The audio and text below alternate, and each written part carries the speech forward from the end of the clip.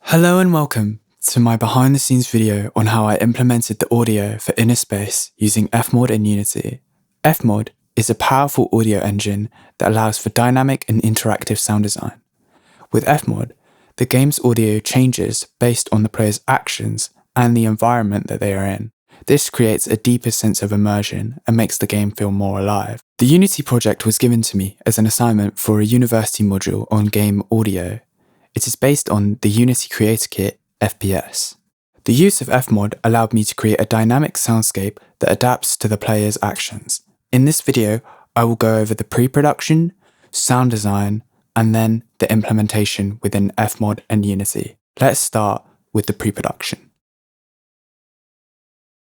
In order to work on this project as efficiently as possible, I used an asset list. To keep track of all of the assets, I used a naming convention. This allowed me to organize the files into folders and implement all relevant assets into FMOD groups quickly. Before I designed the sounds, I used the asset list in the same way a director of a movie might sit down with the sound designers and do a spotting session where they would assess what sounds are needed for each object or event and describe the timbre and duration of the sound as well as the feeling it is meant to invoke in the player. I also labelled the assets with different properties. This allowed me to work on the most important sounds first, and each week I could see the progress of the implementation. Now that you have seen the pre-production stage, let's take a look at the sound design and implementation stages for the various elements of the project. First, let's look at the ambience. The process of designing the ambience was one of the most enjoyable parts of the project for me. Not many games take place inside a human body, therefore I was able to get creative with what sounds I could include. I drew some inspiration from inside Jabu Jabu's belly from Ocarina of Time, and that gave me the idea to include stomach and intestinal sounds as part of the general ambience. This leads the player to believe that the world that they find themselves in is a moving, living being. To create these sounds, I used a combination of SFX library assets provided by my university and Foley recorded from my kitchen. A particular favourite of mine was the sound of a washing up sponge scraping against cutlery.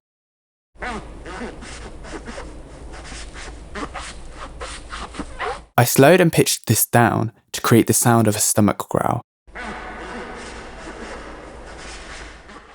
I used a variety of meat and water sounds to create a wet, fleshy ambience, and then bubbling in specific areas such as the stomach or water room. I looked at the animations to inform the sound design, such as the brain pulsing with electricity and the heart beating irregularly. Another important point to mention regarding the ambience is looping. Due to video games being a non-linear medium, there is no set playtime, unlike a movie that ends at a set time each time. This means that the player could race through the level in 2 minutes, or walk away from the computer and return 2 hours later. If I were to design the ambience in a linear way, it might work for the player that races through the game and finishes before the file stops playing. But if they took longer than the file, it would stop playing, and that would immediately take the player out of their immersed state. To get around this, I created an ambient bed. This bed is a short section designed to loop seamlessly by using a technique where you fade in and out a short portion of the area before and after the loop. In FMOD, I used a loop region for each ambience to ensure that they would loop in the game.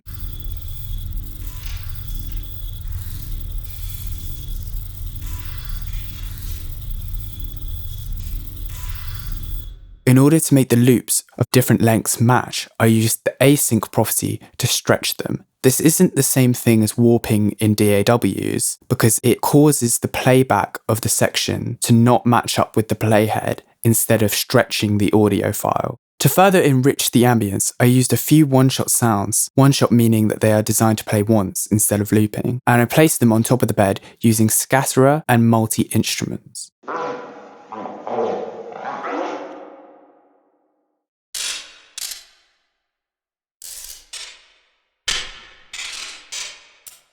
I used these to add variety to the loop as without them, the player would eventually be able to hear where the loop starts and ends. By using these types of clips, I could modulate the pitch and pan slightly using the random modulator. I also used the probability section so that each time the sound loops, it might not play certain sounds. This all serves to ensure that the ambience never loops the same way twice and never gets too repetitive to the point of breaking immersion. The way I implemented ambience within Unity is fairly simple. I used a series of 3D emitters that emit the ambient events for each corresponding room and change volume and panning based on their position to the player. I also made use of minimum and maximum distance parameters in FMOD to ensure that the distance from the ambience emitter realistically affected the volume of the ambience, such as walking away from the brainstem, attenuating the electrical hum, and in the first stomach room, you can hear the heartbeat faintly as the rooms are connected.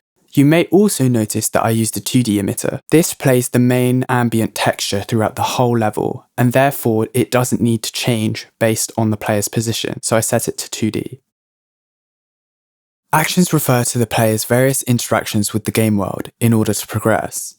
This includes sounds for the keys and doors, as well as item pickup sounds. One of my favourite sounds to design for this category was the door dissolving sound. I made this using a sample of fizzing water and adding modulation effects like a phaser to it.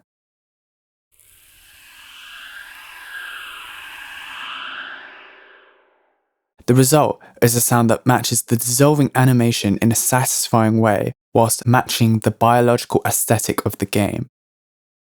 I also added variation to the action sounds in the form of dialogue confirmations. For example, when the player picks up a pill, they might hear, "This will do some damage." Or the next time, they might hear, "Just what the doctor ordered." By placing dialogue in a multi-instrument and delaying it on the timeline, I added variation to an otherwise repetitive pickup sound, and it was an opportunity to add more personality to the player character. I also set the max instances to 1, meaning that if you pick up 2 items in quick succession, then the dialogue doesn't overlap. "Just what the doctor ordered." There are 4 surfaces in InnerSpace: fleshy, bones/teeth, wet areas, and metal objects.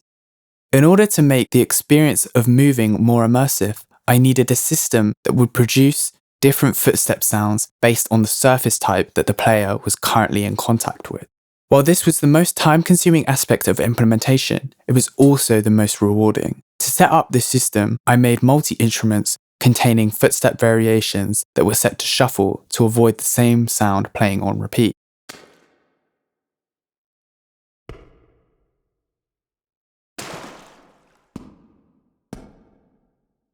I then created a global parameter within FMOD called surfaces. I made it global because the movement system is set up to have walking and landing sounds as separate events. By having it set to global, both events can use the parameter to swap between surfaces. I used a labeled parameter to name the surfaces, as it's easier to remember those names rather than numbers. The initial value is set to flesh, as the player spends most of their time on fleshy tissue surface. Using this parameter, I added the multi-instruments to their respective surface. In Unity, I set up trigger boxes with parameter change components that alter the surface parameter when the player enters and exits the trigger area. This was quite time-consuming because of the number of teeth and bones that required individual trigger boxes, as they could not be applied to a prefab. Ultimately, it was worth it. For the reverb, I used trigger boxes in each area to send a signal to FMOD that changes the FMOD snapshot. This allowed me to change the decay time of the reverb for each area. The snapshots are set to overriding so that the parameter is changed instead of blended. For example, when the player enters a tunnel, the reverb changes to reflect the enclosed environment, and when the player enters a room, the reverb changes again to have a longer decay. This adds a subtle realism that helps further immerse the player within the game environment. Dialogue is a great way to add personality to characters and also guide the player.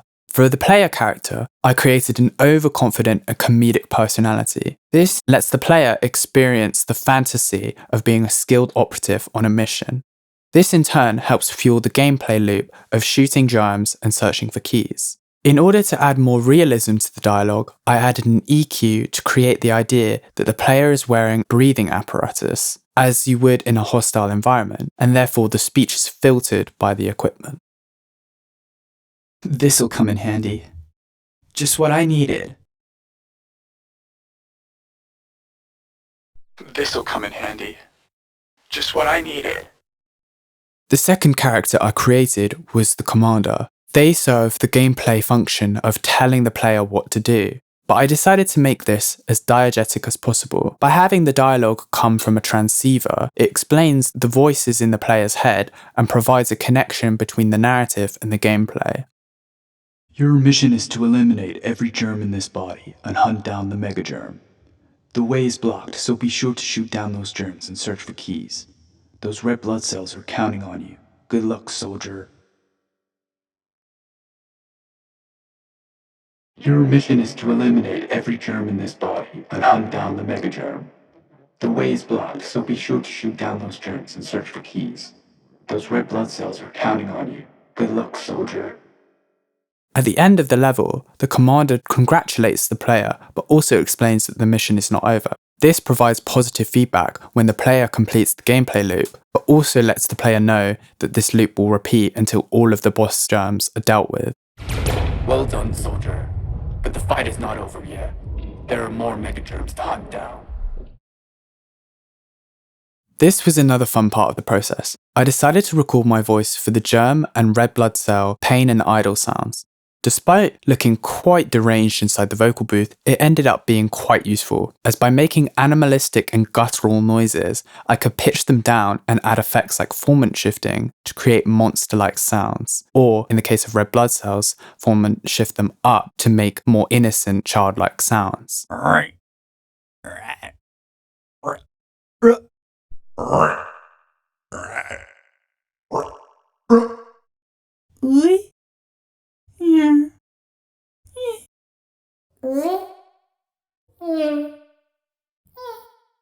In this way, the sound design informs the personality of the germs by enhancing the pre-existing animations. An example of this would be the spiky enemies that shake during their idle animations. By adding growls, it signals to the player that these are antagonists and not allies. On the other hand, adding worried cries to the red blood cells signals to the player that they are not a threat and in fact need saving. This is a wonderful example of how sound design can influence the player's understanding of the game world and can drive gameplay. In FMOD, I set up the enemy sounds as multi-instruments for variation, along with altering the pitch using a random modulator.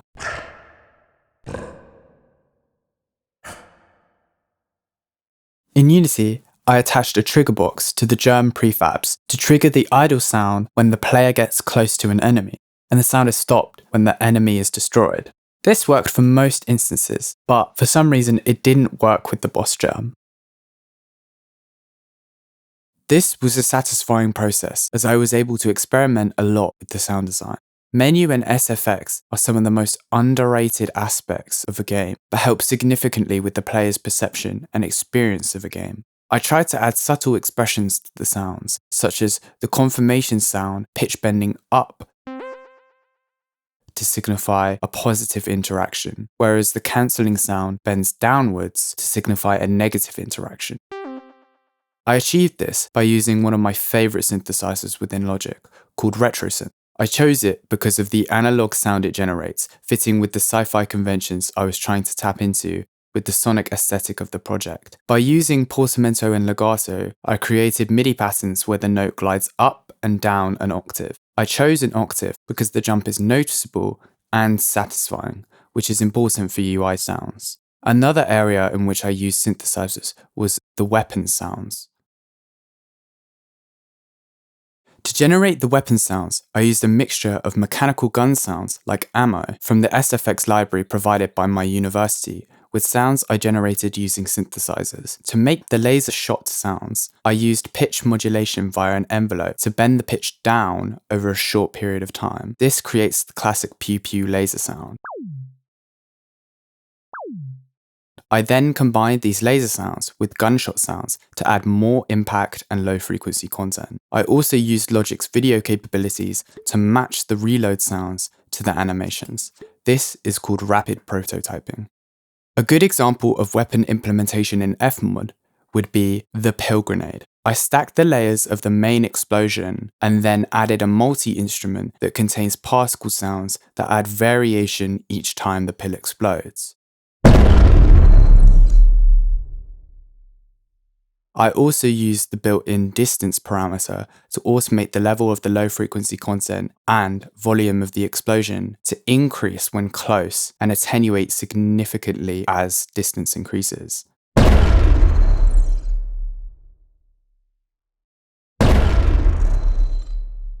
This follows a more realistic frequency response over distance and adds more impact if the pill explodes in front of the player. To mix the soundscape I had created, I used FMOD's mixer window. I sorted the tracks into groups based on the event groups, with the exception of the non-diegetic sounds, such as the commander's dialogue, UI sounds, and the music. This is to avoid them going to the reverb bus that acts as the world's reverb.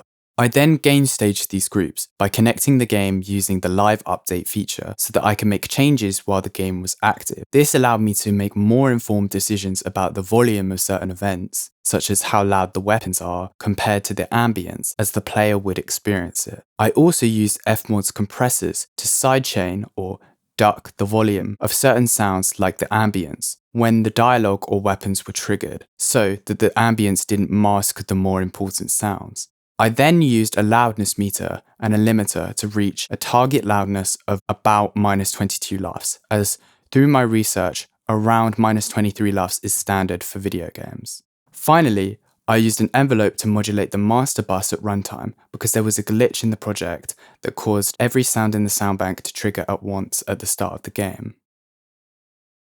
Thank you for taking the time to watch my behind the scenes video on the making of my InnerSpace project. You may have noticed that I skipped over the music section. This will be its own separate video, and I'll put a link to that in the video's description when it's available. If you would like to see and hear more of my work or contact me, check out duncanhigginsaudio.com. Thank you for watching.